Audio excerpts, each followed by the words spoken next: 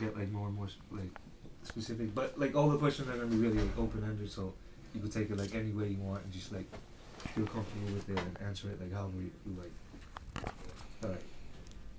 You start recording? Yeah. All right. Okay. The first question would be, in general terms, tell us about yourself and your line of work during the 1970s. All right. In 1970, I was just coming home from Vietnam, but I had already been working for Con Edison. I went to Con Ed in October of 1967, and I got a job there as a typist. And I went there to help pay my way through college. And I worked there as a typist for 3 months. And then after I became permanent, I transferred to a mapping group at the main headquarters building. And I helped to update maps. During that time, Con Edison had about 25,000 employees. And it was a good job. And all of a sudden, I got a draft notice.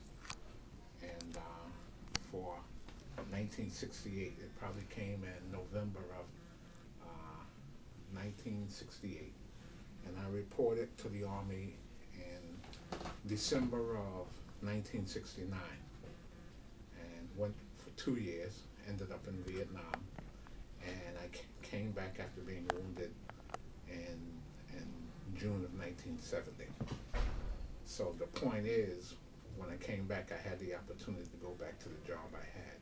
So I went back to work in 1971. February of 1971. And I would have to say that 1970 was a year of transition in business. When I left, a dress code existed in the company whereby if you went off and out into the hall for coffee, you had to put on a jacket. You wore a tie and shirt. And when you went out into the hallway for coffee, you had to put on a jacket. And females wore dresses, that kind of thing. When I came back and went back to work, it blew my mind to see people wearing jeans to work, females wearing pants and jeans and that kind of thing, almost as if they were going to the park. So that was a transition that I had to deal with. It was also the time that companies began to transition from manual typewriters to electric typewriters. And then computers were beginning to come into play.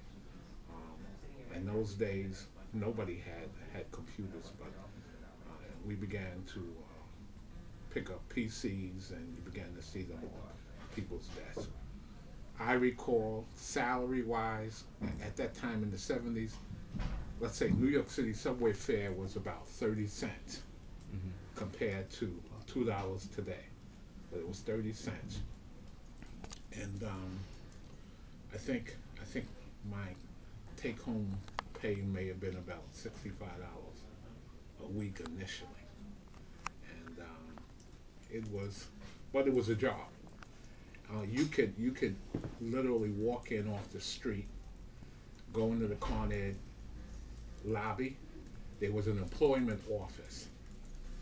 They would give you an application, you fill it out, and basically they ask you what can you do. And when it came my turn to ask me what I could do, I said I can type.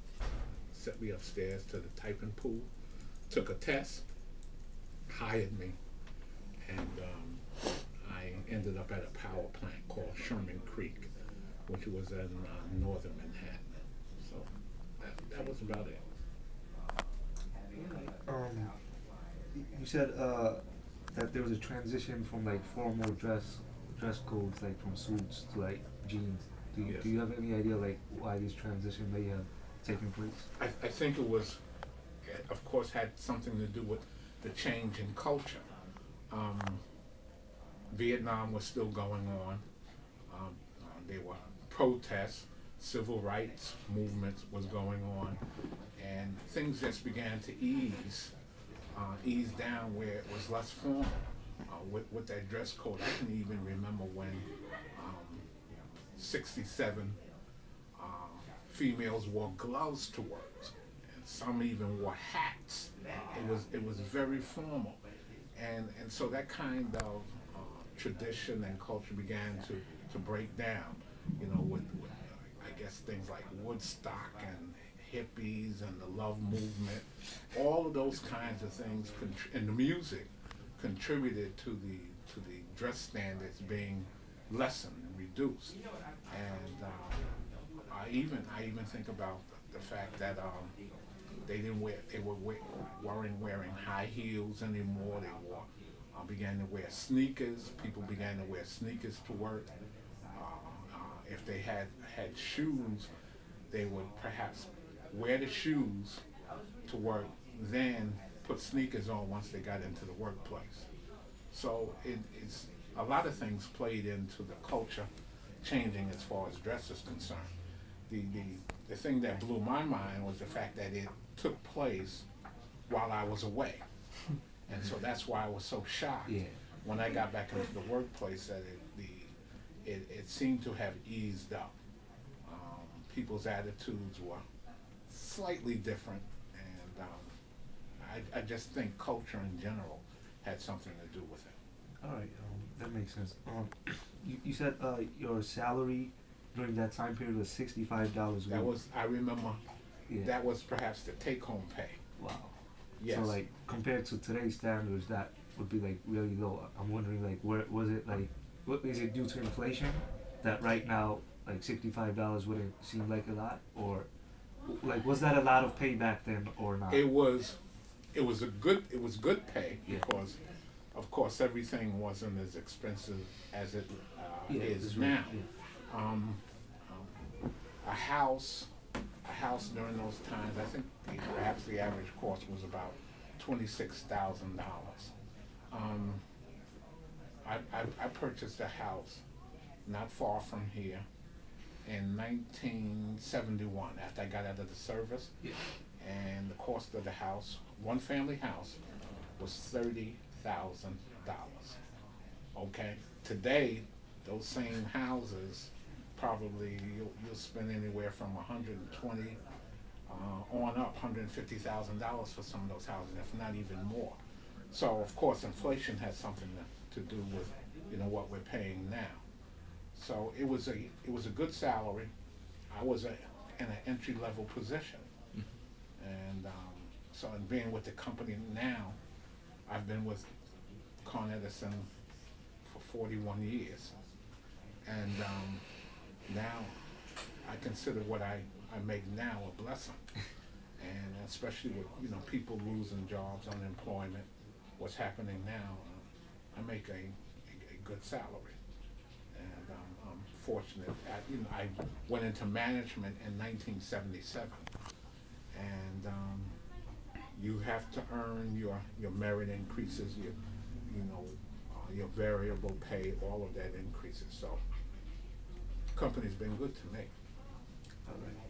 Do you feel that the war was fiscally mismanaged? Which the war? Do you feel, alright, Vietnam? Vietnam, I think, first let me say that it was, militarily it was mismanaged. You can get into the heavy discussions about what the politicians did as far as Vietnam was concerned, but I was a ground infantryman, and I know it was mismanaged. From a military perspective,